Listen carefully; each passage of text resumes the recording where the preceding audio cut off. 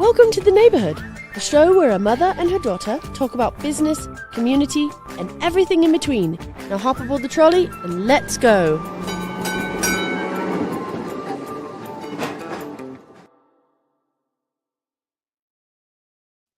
Hey everyone, welcome. I am here with Connie Lamb is here in the house.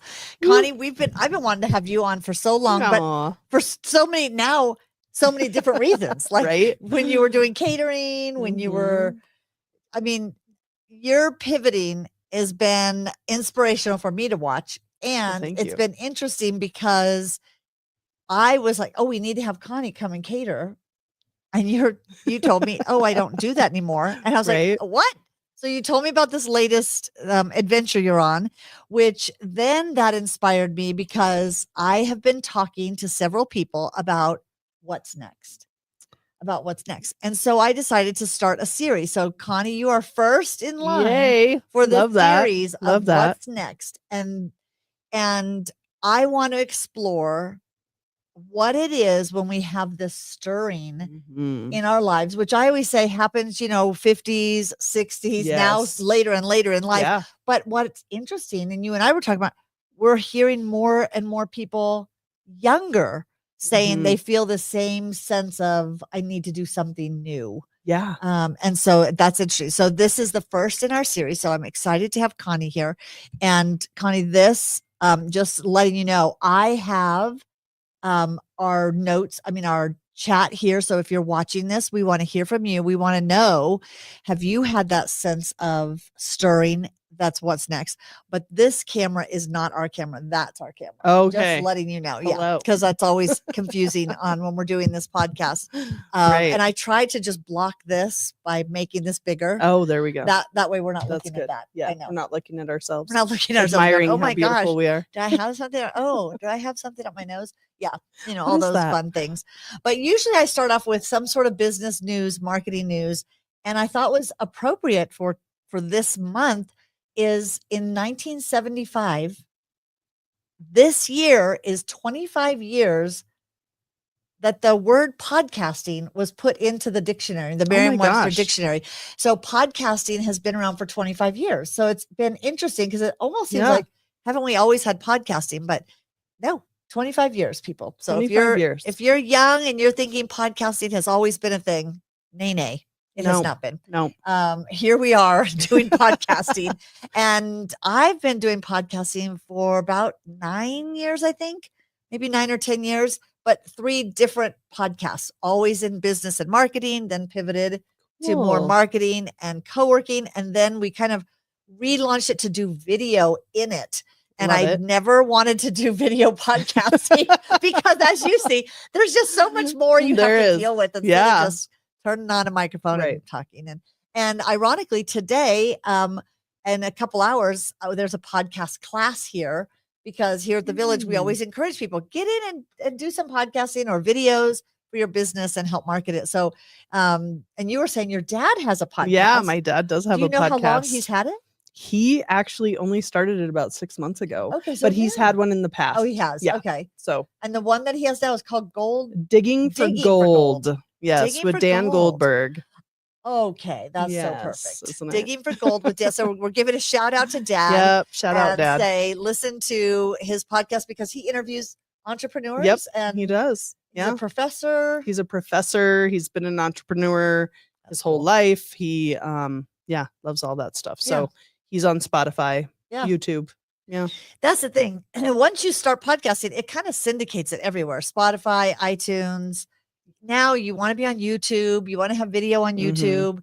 Spotify has a hosting platform that you can now put everything on Spotify and then it will syndicate to all the other channels automatically. Nice. Yeah. So that makes it nice. But I'm always curious if you're watching this, which I'm one of these people, I don't watch a lot of video podcasts. I always listen. I do too. But then when I'm listening, sometimes they're saying something like they're showing something or they're talking about what the person's wearing. And I'm like, I need to go to YouTube. So then I have to go look it up on YouTube to see what that person looked like or what they were showing. And so it could be that you are one of those people. But if you're watching this right now live, then you are watching it You are on either LinkedIn, Facebook, or YouTube, because that's where it goes live. And then after it goes on to iTunes and Spotify and all those. So kind of fun, but 25 years podcasting. Wow. Happy birthday, podcasters. And keep putting out great content and sharing with the world what's going on and what you're doing. And I think that's really cool. The only other news story that I thought was really relevant to our topic today was one that my husband actually found. So shout out to my husband, which he's always I'm sure he gets nervous every time I even say his name or say my husband, because he's like, oh gosh, what is she going to share today? But there was a really cool story. A Finnish grocery store was testing a concept. And the only reason I say it ties into this is as we get older, is just the hustle and bustle of life causing stress, even at the grocery store. Oh, like, yes. Just like the rush. And I'm guilty of this. You look for the shortest line. You're like, I got to get to the shortest line. Or now everywhere you go has self-checkouts, and you're just trying. You see people struggling with the self-checkouts. Oh, yeah. And I always feel like I'm in a competition. Like they're going to look at me and go, we need to hire you as a bagger Right? or a checker. Yeah. Because I always want to see how fast can I get my like beep. And I know how to like turn the things. I know how to look up the numbers to weigh stuff. So I'm always like doing a competition with myself, hoping that I'm going to impress a grocery store manager somewhere to go, we need to hire you in our stores. So that's my mentality at the grocery store, is just get in and out as fast as possible. But in Finland, they started this concept that they wanted to slow things down in the grocery stores, because some of their elderly and some of the moms who are in there shopping with kids felt like it's such a stressful experience. Yes. So they created the slow lane. What? And the slow lane you get in so that you would have conversations with people. I love that. And you chat with the checkout person. I love that. I love that. Yeah. And so they're testing this concept to see, do customers feel less anxiety about shopping? I love that. It would cause me to break out in hives. You'd be like, hurry, hurry. Okay. Like whenever the clerk is talking to somebody in front of me, I'm like, oh my gosh, where's your self-checkout lane? I need to get through this. I don't know why. And other times I'm okay. I'm like, you know what? This is the time I can catch up on emails, or I can do something and just wait in line and be relaxed instead of stressing about this. But I thought it was interesting that in this store, they're wanting to test the theory of creative. So I'm curious if any of you out there, are you a person that would love this concept of getting to chat with people in line? I would love that. You would? Yeah, I'm a connection person, so I would love that. That's so interesting. But I need somebody in the parking lot to remind me to bring my bags in. Oh, you know what? That would be a great sign. That would be great. That they would just put a few in the parking lot or at their front door. Did you remember your bags? Yeah. Because I do the same thing. And then what I do is I just put everything in my cart. I do too. I get out to the car, and then I become the bagger. Then I'm do. the bagging At the champion. car. Yes. Okay. I'm like, yeah, grocery shopping has become more stressful because of the bags. Oh, for sure. Like that has caused a lot of anxiety. For sure. And maybe in Finland, maybe they don't do that. Maybe they remember their bags. Little paper bags. They probably have reusable bags in Finland. Yeah. And it's for sure. A lovely experience. Yeah. But they actually put in this grocery store some like easy chairs to the side, so you could sit in your chairs chatting while I don't know, how do the carts move up? I don't know. Maybe the clerk pulls your cart up and moves you while you're sitting, and then kids can sit in the couches and chairs as well while mom is in line, so there's less stress. But yeah, I'm really curious. I want to know. I'm gonna have to check back on this story in about 6 months ago. How did that work out? Let's see. And then they have the speedy line for people like me to get in there and bag things as fast as possible. So I want to know, like, does that cause anxiety for people to think of, or would you love that as well? Like you. Yeah. And I do like chatting with other people. If I'm in a line, I will strike up conversations with people like, oh my gosh, I've been wanting to try that product that's in your cart. Is it good? Yeah. Yeah. But when the clerk is chatting, I'm like, no. Yeah. No, move on, people. Yeah. Get these people through the lines. And I wonder if that's like a sign of, because we've gotten so disconnected by electronics, that people they're lonely. They want to talk. Especially elderly, because I used to work in that field, and people just want to talk to you. I mean, that is a huge thing right now. I mean, we talk about it here at in a co-working industry of the loneliness epidemic, and people are isolated at home. Young people are working from home. older people are living at home, usually separated now. Their families moved all over the country. Shout out to my mom, who all her children have moved away from Santa Clara. And it's one of these things that I do think that's a hard thing to go, who do I talk to anymore? Right. But, I mean, I was just talking to my son last week, and he's 40 and he is feeling that. Like I don't have people that I talk to. And so I do think that trying to find places that you can go and connect again and have conversations and talk to real people. We're going to start game nights here. Oh, I love that. Because just have board games.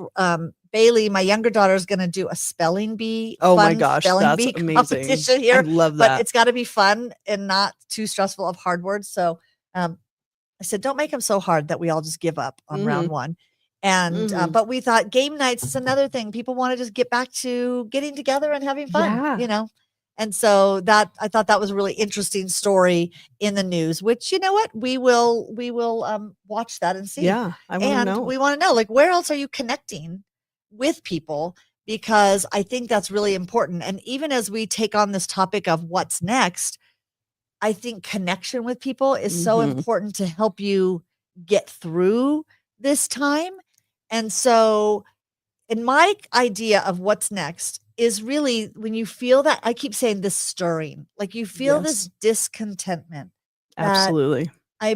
Maybe you're very successful at what you're doing, but there's a sense of I should be doing, I should be, or I want to be doing something else. So I knew you had a very successful, it wasn't necessarily catering as much as it was catering and party.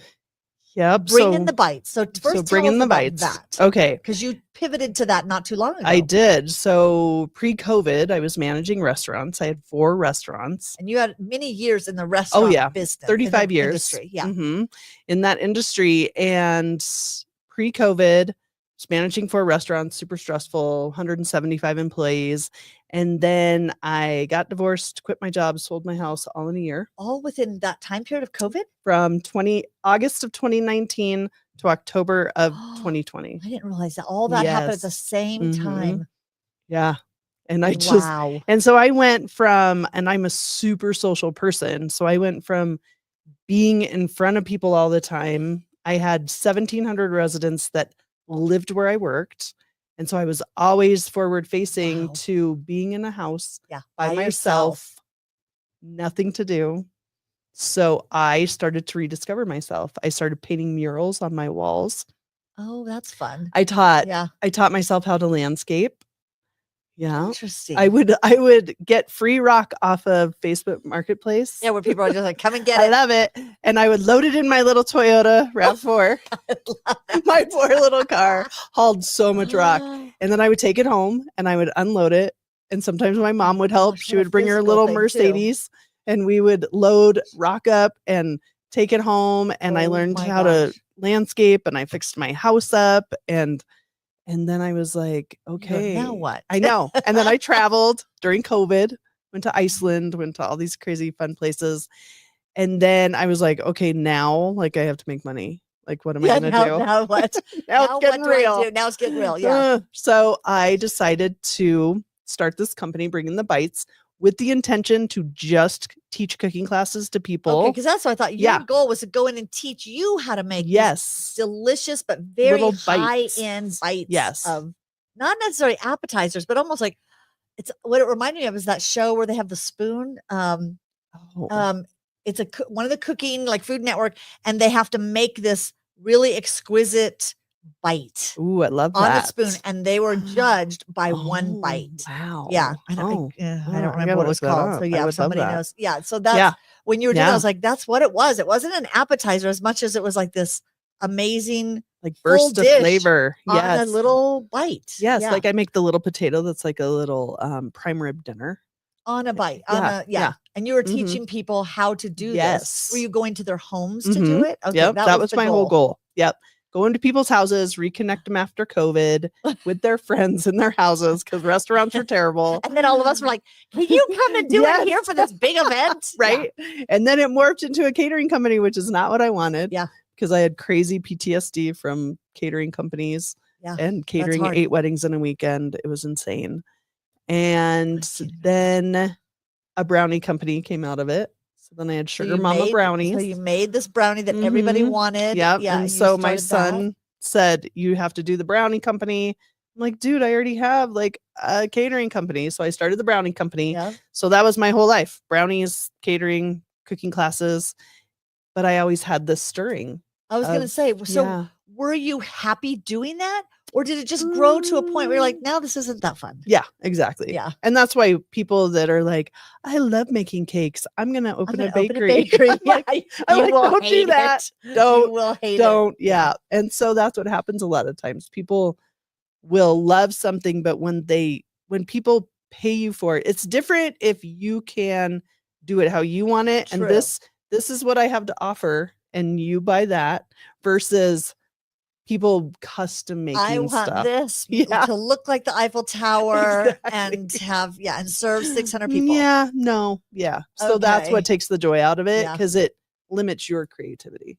So you're doing this, you're busy, but yet you felt this sense of like, this isn't where I want to be. No, and it's crazy. It's almost like God was like, psh, would you listen to me? Yeah. Because I became food intolerant to all these things. Gluten. During you're doing this? Mm-hmm. It was like I couldn't eat gluten, dairy, soy, corn, avocados, strawberries, like all these things I loved. Started causing allergic reactions. Yep. I wonder if mixed with the stress hormone? Yep. Mm-hmm. Because, and I just, it was like, all right, if you're not going to listen to me, I'll shut you down myself. Yep. Which often happens. But you said in your 20s, you had an idea and that's what came back. Mm-hmm. I don't want to ask how old you are, but you're over. I'm over 50. Yeah. Okay. Yeah. So 30, you're still about 30 years. Yeah. I was. That you had this in the back burner, I would say, this little flicker that was still there. Mm-hmm. And then this was the time with all these allergies. You're going, maybe now's the time. Yeah. And so it's crazy because I vividly remember writing in my journal what this was all going to look like in my 20s. In your 20s. And did you still have this journal? I don't know. Lots of moves. I know. Don't you wish you would have kept all those things? You're like, I used to journal a lot and write a lot. I don't know what I did with it. Now I just buy journals and I leave them blank. I do too. And I have all these blank journals and I look at it as just opportunity. They're so pretty. Opportunity to put thoughts in someday. Yeah. And you will never be short of journals. I have to live long enough to fill these journals. So I'll just buy a bunch of them. There you go. They're so That's pretty. Perfect. Yeah. So what was this dream?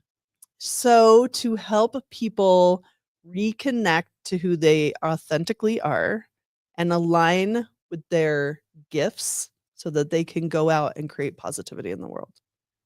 Okay, that's really interesting because here you're doing something totally different. I want to make sure Bailey told me that she would check and make sure that you guys, the sound is all working. I don't know why I'm paranoid about that, but I'm listening. This doesn't tell me anything. I'm taking it out because it's not telling me whether our sound is working. So comment if our sound is sounding great. If Connie's voice sounds melodic, heavenly. Yes. So you're doing this cooking. I'm always curious at this point. So you have this business, you're making money, and then you're like, oh, I kind of want to do something different. How much fear is that to quit doing this and start something new? Oh, so scary. So scary because I was making like so much money. Yeah. I was booming. Busy. I was busy. And we kept trying to book her and she was either, I can't do it anymore. I have too many clients. Yeah. We had a lot of people in here that brought you in to do events. And then now you're going, I kind of want to do something new. Yeah. And it was scary. Like my soul was screaming at me, like, you have to do this. You have to. But my head, right, was like, are you nuts? But girl, like, you're making money and this is your comfort zone and you're safe. And, you know, which is another thing I wonder, because you were in the food industry for so long, you have this identity. Oh, for sure. 100%. And I think that also gets in a lot of people's way when you've had a career for a long time, you're making good money and you have this identity. You're thinking, I want to do something really different. But your identity, it's kind of like I mean, Blockbusters did Yeah. videos. Yeah. Kodak did film. Yeah. You know, you had all these companies, and it was interesting because I was listening to Andy Grove, who started Intel, and I think it's Gordon Moore. They started Intel, and you know, they were in memory chips. They made memory chips, and their identity was they were successful. They built this huge business building memory chips, but then they knew microchips were coming. But they were, no, we are the leader in memory chips. They didn't want to pivot. And I think it was Andy Grove who said he was looking out the window and they were in a meeting. He said, if they were to fire us and bring in 2 outsiders, what would the 2 outsiders do? I love that. And Gordon said they would start making microchips. Right. And it's like, I think our identity gets in our way because it's what we know. It's what we do. Mm-hmm. And so you've got this identity of working with food and being successful, and you have all these years of experience.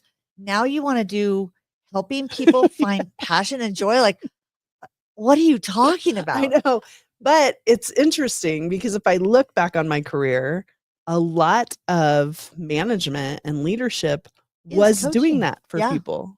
And so I was coaching my team all the time. I had 7 assistant managers and 5 chefs that worked for me. Did you have to sit down and pull those, like, go, oh yeah, I've done this. I've done this. I've done this, to pull those little slivers out and go, yes, no, I have experience in this. I do. Yes, I did. Interesting. Yeah. Because I was like, what do I know about this? But then I realized You're like this is, no, I've done this. I had one-on-ones every week with all of my team. Yeah.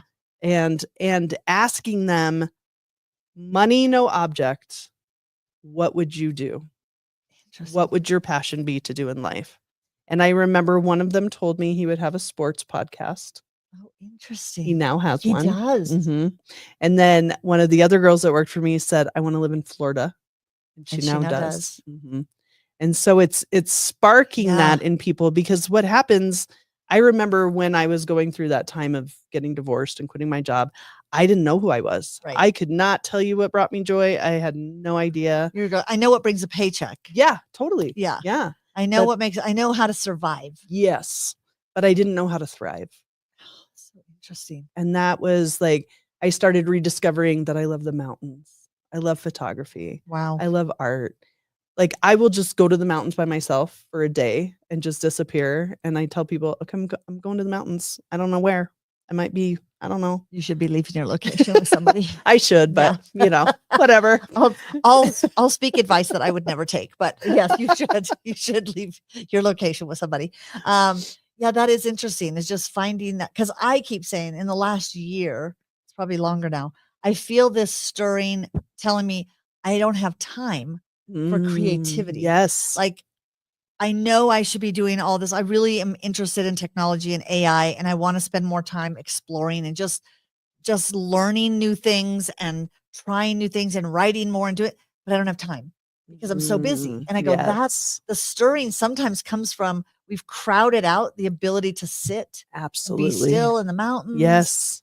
And having that time does bring clarity of saying, okay, this is what I need to be doing. Mm-hmm. And it's about learning to say no, because that's hard. It is hard. You had to say no to money. Mm-hmm. You had to say no to, to pleasing people. Everybody wanted you and told you how great you were. And I had clients that were like, now what am I going to do? Like, that's interesting. But you're the one. And I'm like, oh, and then you're like, you will survive without my delicious bites. But then you hold on and you're like, well, we'll see. Maybe I'll do this one. Maybe. Yeah. And that's what sucks you back in, because you are not standing in your truth. Right. Yeah. And you're like, and it's super scary. And I decided I was going to write a journal. So I wrote a journal and put it out there. What's the journal about? Like, what do you mean you wrote a journal? So you have a journal? I have a guided journal. For somebody who doesn't write in journals. Okay. So you have a guided journal. Maybe that's what I need to do. You just write a journal for other people. Here, you fill the pages. I'll just tell you what to write. Yeah. And you wrote this for people who are kind of exploring the same stage. Yes. That are trying to figure out where who they are. Where do we find it? How do we buy it? So it's on my website, createpositivityproject.com, under my store, positivityproject.com. Well, that's a great URL. Yeah. And then it's under my store. Okay. I also have an apparel line to spread positivity, because I can't do just one thing. Yeah. But the journal's all about helping people reconnect, right? Like, what brings you joy? I call it my light list. So what brings you light? What makes you happy? Yeah. What fuels your light? Because that is what's going to lead you to your purpose. Yeah. And so and it it's doesn't all have these to be guidance. one thing, which I love. You're doing No. apparel and journal and coaching people, which I think that could get in people's way of feeling like I need one big thing. Like I'm leaving a big thing. I need to go to a big thing. Yes. And maybe it's not one big thing. Maybe it's something that's the core that has all these little spokes that you create can do. positivity. Yeah. Oh, I love that. Yeah. Okay. So you did feel fear. Oh, what did you do when you were in that period of fear of, I really want to make this shift and I want to shut down this business? What are some steps you took to get ready for that big leap? Well, I started with baby steps. So I started building a website, of course, because, I have to build my own websites because I do everything. Yeah. I did the same thing. Gina and I are very I'm similar. like, I can do my website better than they can build it. I know. And then I can change it when it whenever looks like a quilt of patch pieces. I go to Francisco and go, okay, can you redo it now and make it look better? Right. Yeah. But so I started doing those little things. And then I started writing the journal. Because then it starts becoming real. Yes. Yeah. And then it's like, okay. And then I talked to my boyfriend and made, had that support behind me. Right. Because that's what scary. Did he think? He goes with the flow. He does. I'm so blessed. Yeah, that's really good. He's like, babe, whatever you want to do. He's writing an RV book right now. And he has an RV YouTube channel. An RV yes, book? Yes, because we're going out in an RV full time in 2 years. Yeah. So he researches, and I said, well, you should put that all into a book. That's cool. Yeah. I mean, why not? Take your knowledge, get it out there, get your expertise. Yes. Okay, so he was your cheerleader. He was saying you can do this. Yes, absolutely, 100%. And you were like, okay, I'm gonna make this leap. Yeah. And there's days I would have meltdowns. But I was gonna say, and I always have to check, like, how often were you having these meltdowns? Depends on how much money I had in my bank account. Because I always say, when we were doing even when we were building out the first part of the village before we did the expansion, I was having breakdowns, like crying. I would go to bed, I would be just crying. Oh, yeah. And I didn't want my husband to know, because I was like, he'll know that I'm stressed and he's going to want to fix things. And, and I was just crying because I was like, I have no idea what I'm doing. Like, he and I are going to be working at Walmart when we're 80. And because I'm financially bankrupting our family. And I'm just, I would have these thoughts. And we're going to be living under a bridge. Yes. And I was like, okay, we need to move somewhere warm so that when we're homeless, we don't freeze. And I had all these thoughts, and I would just have these breakdowns. And then my feeling of success came from when the breakdowns were like, well, maybe once a month. Yeah. Yes. And then now it's like, wow, I can't even think of the last time I had a breakdown. Yes. I'm like, wow, I'm crushing it. But we get so in our head, and that's what happens. Instead of being led by our heart, we're like, but I want people to know that is normal. You're going to grieve letting go of your old identity. Ooh, that was tough for me. And you're going to have to create. You said you took some classes. I did. Was that in the beginning of this exploration? So I became certified as a positive psychology coach. I love that. Yeah. So you're like, all right, I'm gonna spend some time researching and take classes. So you're a certified positivity coach. Positive psychology coach. Okay. Yes. Like, tell me, what kind of classes is that? Like, what is that like? It's great. It's all online. It was awesome. Love it. And I already thought that way, so it just came natural to me. Yeah. Like finding the positive in the trials, right? Finding the message in the mess. Oh, that's so good. Finding the purpose through the pain. Yeah. Because I had been through so much in my life that I knew I could impact other people. Yeah. And you lived it. Yeah, I've lived it. I always say we identify when our tragedies or our trials, those bad relationships. I think of all the guys I dated that I'm like, thank the Lord. They never asked me to marry them. 100%. It would have been the biggest disaster. Like all the beautiful no's, the jobs you didn't get that you really thought, this is the career I want, this is the job I want, and you don't get it. And then now you look back with wisdom going, wow, it's so great that I didn't get that. Yes. But I can see that now, the positive things that it brought to my life, instead of, looking at it as a victim. Oh, I had all these bad things happen. It's like, oh no, I'm able to now put a positive light on that and see how I grew through that. Yes. And how we grow through failure, never through good times. No. So I always think of, okay, if you're not failing, you're not growing. You're not. And so, how do you put yourself? I just found a book that I need to download about learning through failure. And I was like, he says, like, you should be posing problems to your children and to your team that are not solvable. Yes. To teach them, okay, you're going to find out you can't solve everything. You can't. No. Everything doesn't always end up where you thought it should end up. No. And I thought that is an interesting lesson.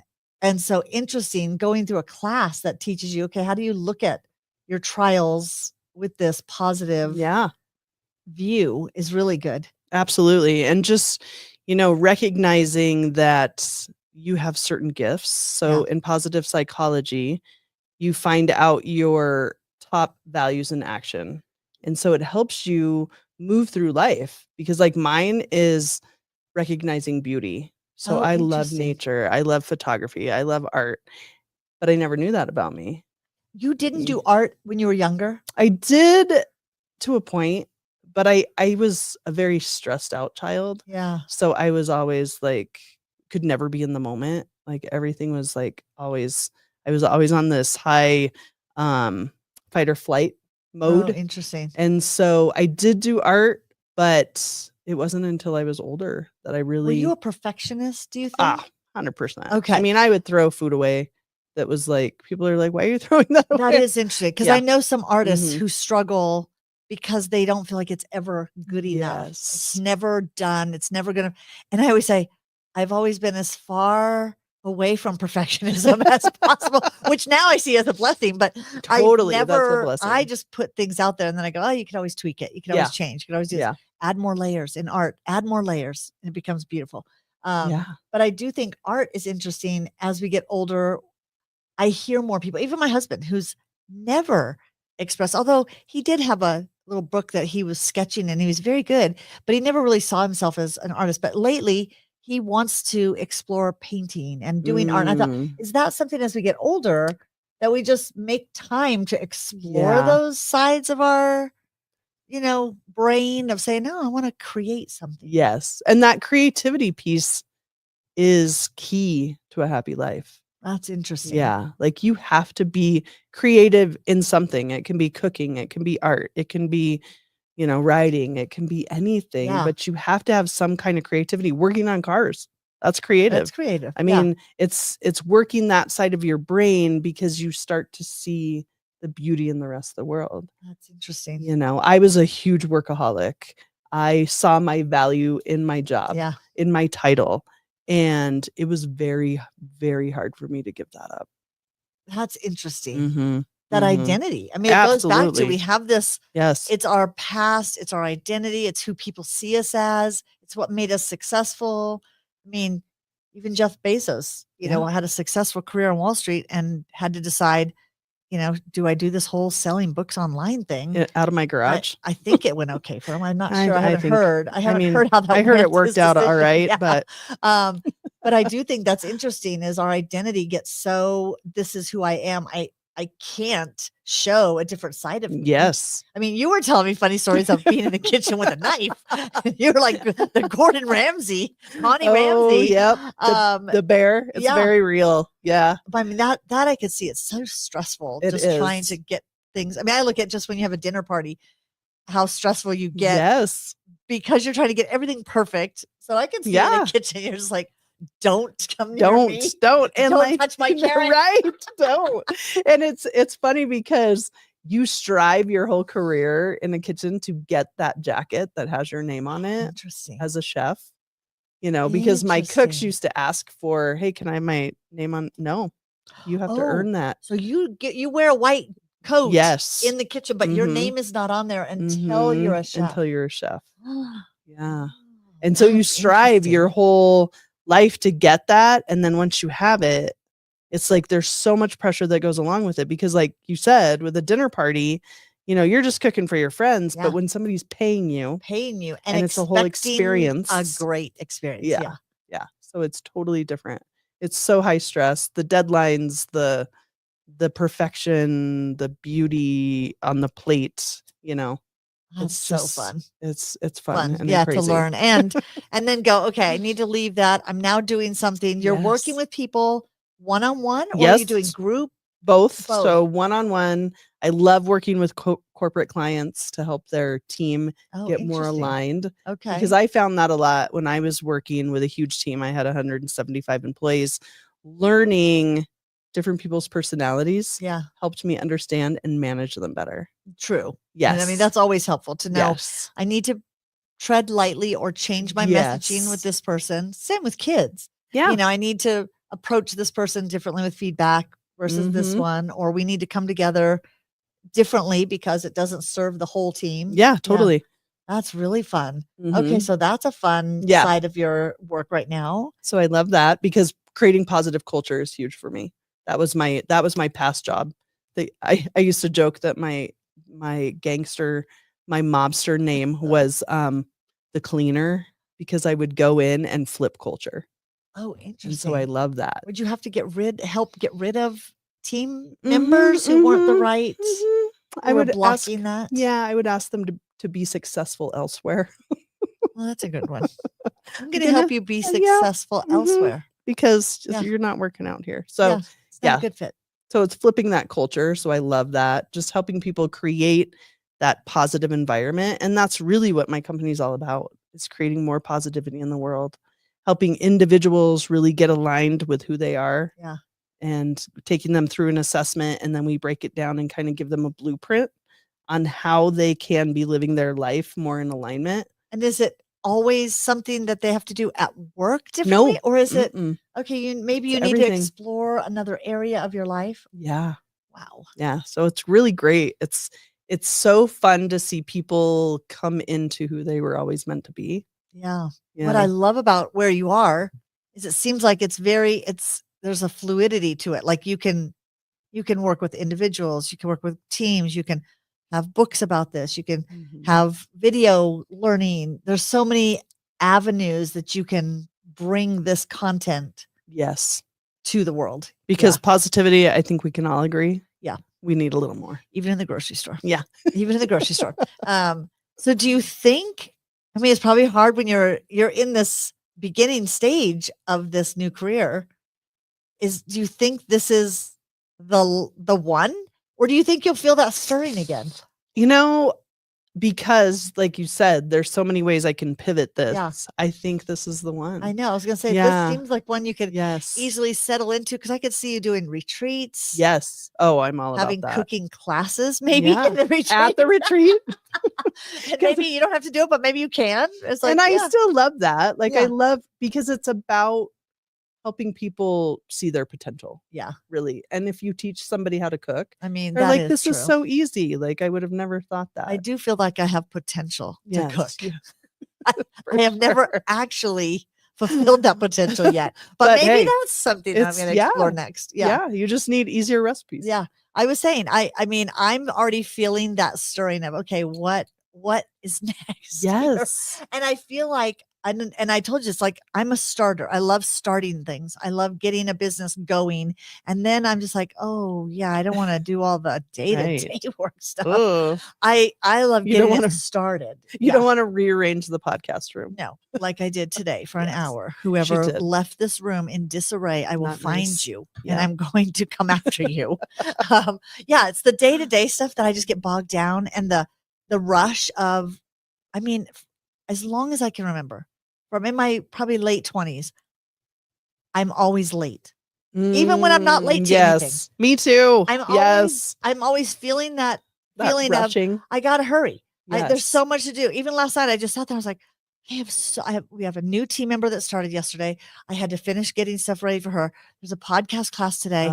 I just had so many things to get done. And I just have this like sitting on me and going, I can't get it all done. I can't get it all done. Yes. And I'm like, I'm tired of feeling that. So I'm like, I'm ready. I'm ready for a next of going, okay, I want to be able to slow down.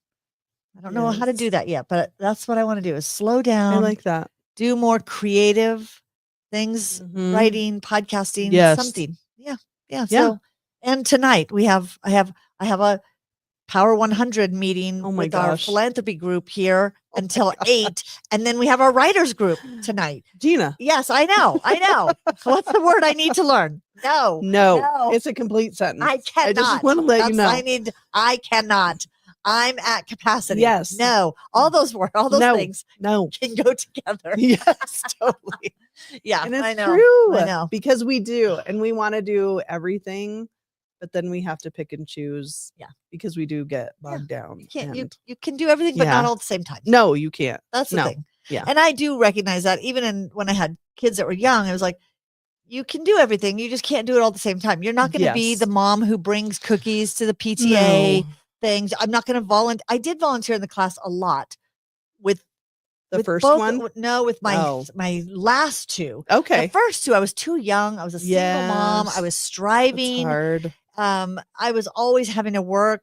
And so I don't remember volunteering like at field trips or any of that. Really? Yeah. Cause I was just such a young, broke mom. Yeah. Always doing stuff. Yeah.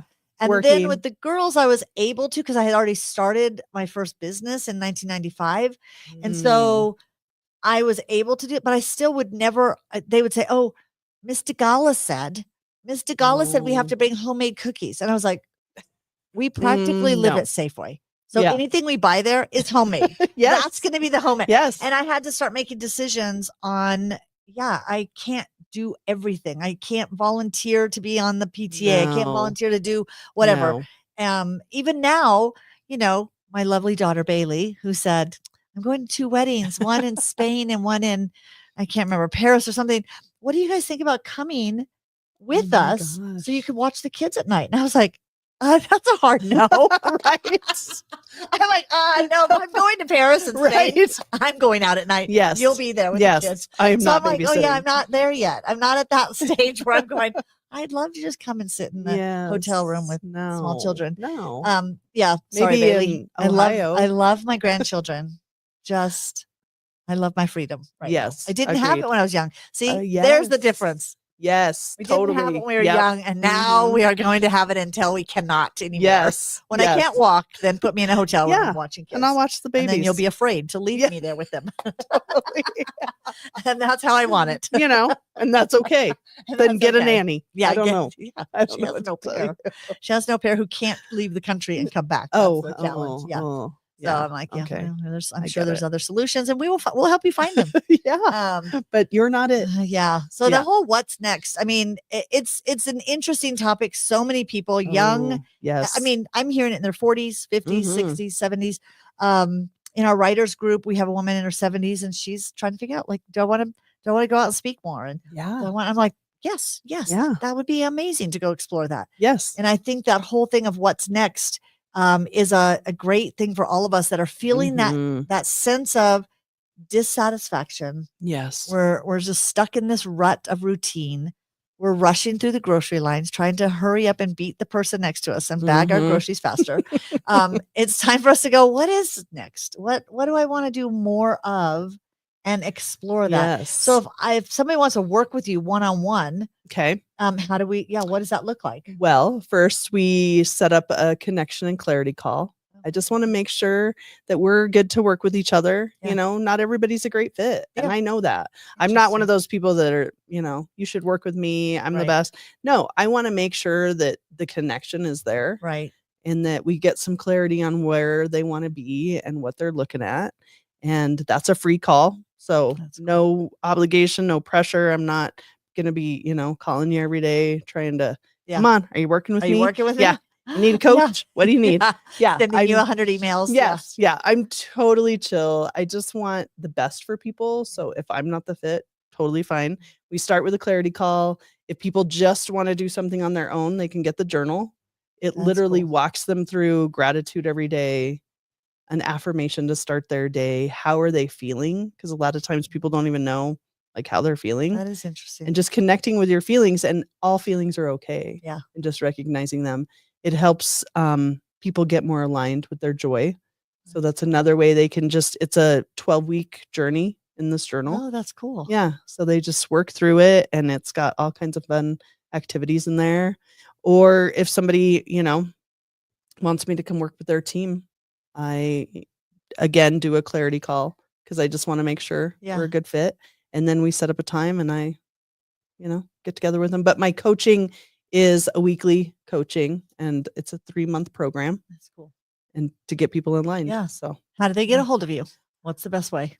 Hello at createpositivityproject.com or go to my website. There's a that you can check out and just fill it out. Send me a little email. It sends me an email, or you can go to my schedule and schedule the clarity call. And the scheduler's on your website. It is the clarity call under schedule.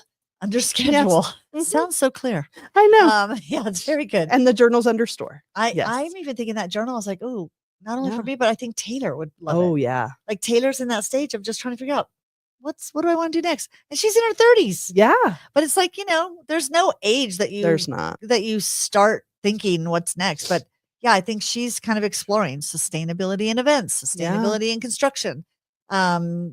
She's passionate about that area. So it's like, but looking at it now of how do I find something that not just because I need this, but that it would make me feel fulfilled and that I'm don't chase the money. Joy. Yeah. Yes, never chase the money.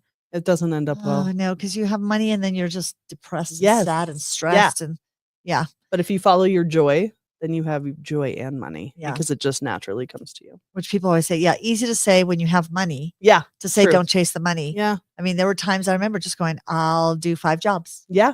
I mean, and I'll work, I think I worked 3 jobs at one time. Yeah. And, restaurant, cocktail waitress. Yeah. Yep. I was in a tech company in their human resources and I was just like taking Vibrant. Oh my gosh, Vibrant. Back in the day. I don't even know if they still make that. Basically, it was speed of some sort to stay awake. Until one night I remember. In the grocery store. Yeah, that they sold in the grocery store. Like not even behind the counter. Nope. It was just right out there. Something else. It was another one. Oh my gosh. But they always forgot about that. Yeah.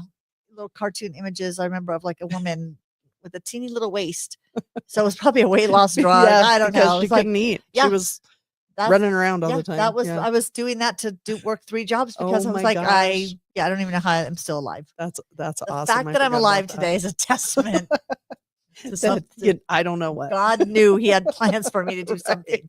And now he's going, so what's next? Yeah. So thank you for sharing your what's next. I'm really excited. This is such an exciting change you and fun adventure for you to be on. Thanks. And next week we're going to talk to Constance Holmes, who's been in real estate. Her identity has been in successful real estate. And she's my age category. We're the over 60 crowd.